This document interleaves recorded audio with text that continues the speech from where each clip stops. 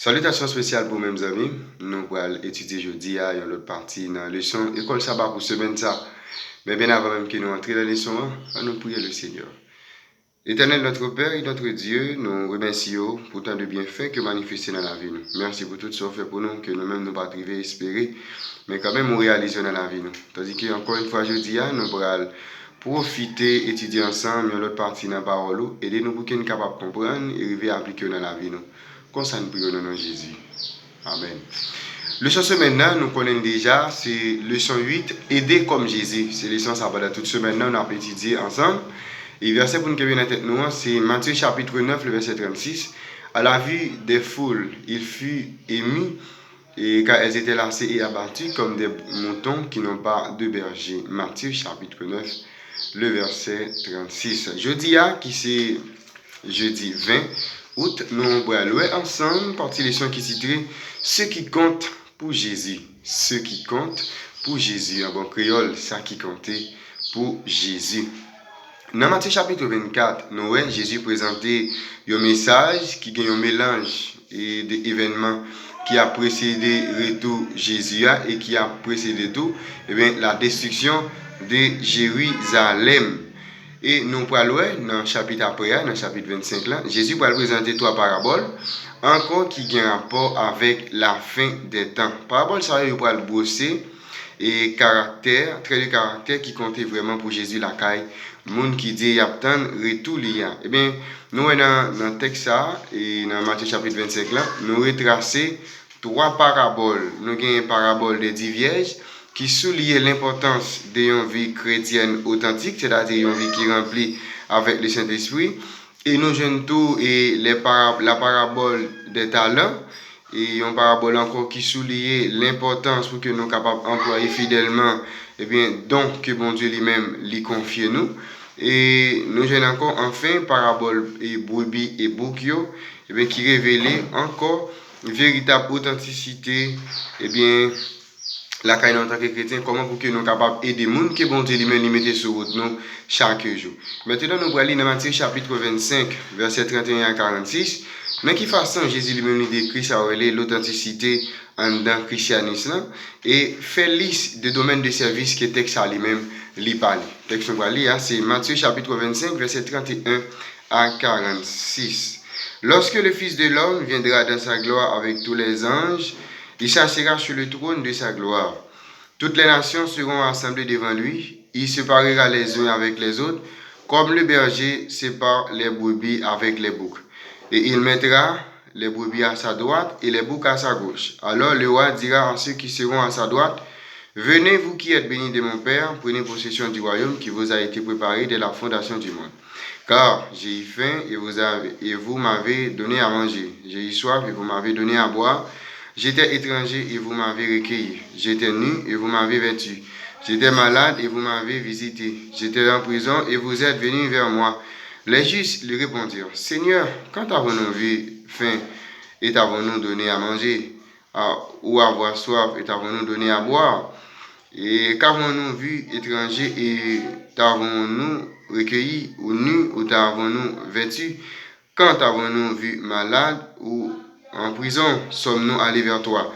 Et le roi leur répondra, je vous le dis en vérité, toutes les fois que vous avez fait ces choses à l'un de ces plus petits de mes frères, c'est à moi que vous l'avez fait. Ensuite, il dira à ceux qui seront à sa gauche, retirez-vous de moi, maudit, allez dans le feu éternel qui a été préparé pour le diable et pour ses anges. Car j'ai eu faim et vous ne m'avez pas donné à manger, j'ai eu soif et vous ne m'avez pas donné à boire. J'étais étranger et vous ne m'avez pas recueilli, j'étais nu et vous ne m'avez pas vêtu. J'étais malade et en prison et vous ne m'avez pas visité. Ils répondront aussi, Seigneur, quand avons-nous vu ayant faim ou ayant soif ou étranger ou nu ou malade ou en prison et ne t'avons-nous pas assisté? Et il leur répondra, je vous le dis en vérité, toutes les fois que vous n'avez pas fait ces choses à l'un de ces plus petits, c'est à moi que vous ne les avez pas faites. Et ceux-ci iront au châtiment éternel, mais les justes à la vie éternelle. Eh bien, à travers ça, bien que nous, parabole, ça, yo même, yo présenté comment pour que nous-mêmes nous capables vraiment combler besoin l'autre monde yo, et bien, il y a un aspect que nous pas doit négliger. Mais en dedans de ça, il y a l'autre cause encore qui caché, qui paraît encore plus important. Prenons par exemple, eh bien, il y a ça le péché qui caché dans nous, eh bien, qui besoin de tuer nous. Eh bien, il y a un seul monde, eh bien, qui est capable, eh bien, éteindre soif nous dans le plan ça. Il y a un seul monde qui est capable, eh bien, et répondre avec grand goût qui a ravagé nous, qui caché dans nous, eh bien, il n'est pas l'autre que Jésus. Parce que dans Jean chapitre 6, et verset 35, dans Jean 14, verset 13 et 14, Jean 4, verset 13 et 14, il présente nous Jésus en tant que l'eau qui baille la vie. Dans Jean 6, je présente lui en tant que pain de vie. C'est-à-dire, je dis à nous besoin de Jésus, nous besoin de pain ça pour que nous soyons capables nourrir nous spirituellement. Et nous tous, nous sommes des étrangers nostalgiques et de vrai demain nous, jusqu'à ce que nous-mêmes nous arrivions à découvrir vraie identité qui gagne dans Jésus. Nous tous, nous nus devant Dieu spirituellement, à moins que nous arrivions de robe justice Jésus. Eh bien, prophète Ancien Testament, il te décrit vraiment la condition humaine comme étant désespérément malade. Maladie, ça qui c'est péché, eh bien, il est fatal. Et nous, le prophète Jérémie présente nous un remède, qu'il bat nous dans Jérémie chapitre 30, le verset 17, lorsqu'il déclarait: car je te rétablirai, je te guérirai de tes plaies, déclaration du Seigneur. Eh bien, nous, Jésus, c'est remède pour maladie mortelle qui a ravagé nous, qui c'est le péché. Eh bien, parabole, brebis, parabole, boukio, mettez nous en garde. Eh bien, nous devons combler besoins physiques et gens qui entourent nous. Et c'est-à-dire besoin mental, besoin émotionnel, besoin spirituel, mais qui ont des choses qui sont plus important. Ça qui compte pour Jésus, eh bien, c'est arrivé où les gens ont une très bonne relation ensemble avec lui. C'est-à-dire, si nous avons des choses que nous sommes capables de faire qui sont plus bon pour les gens, eh bien, c'est partager ensemble avec eux l'histoire de Jésus, eh bien, qui comble les besoins qui sont plus profonds pour nous et qui invite nous-mêmes tout pour que nous soyons capables d'associer ensemble avec le monde, associer avec bon Dieu pour que nous soyons capables de servir le monde qui entoure nous. Mener une vie qui est centrée sur nous-mêmes et puis négliger l'autre monde, négliger les besoins physiques, mentaux, émotionnels et spirituels de l'autre monde, eh bien, c'est son gros risque nous prendre, c'est-à-dire nous risquer de perdre vie éternelle. C'est-à-dire, nous, dans la parabole, ça, surtout la parabole boucle là, eh bien, bon Dieu félicite tout le monde, eh bien, qui partage ça ensemble avec l'autre monde, eh bien, bon, laisse ça, il fait une réserve pour la vie éternelle. Eh bien, comme ça, tout le monde tout qui part, eh bien, qui seulement contenté de propres vie qui pas souci de l'autre monde, eh bien, nous, bon Dieu, eh bien, il y a une condamnation éternelle pour nous. C'est-à-dire, nous, les je dis à monter nous ça qui est plus important.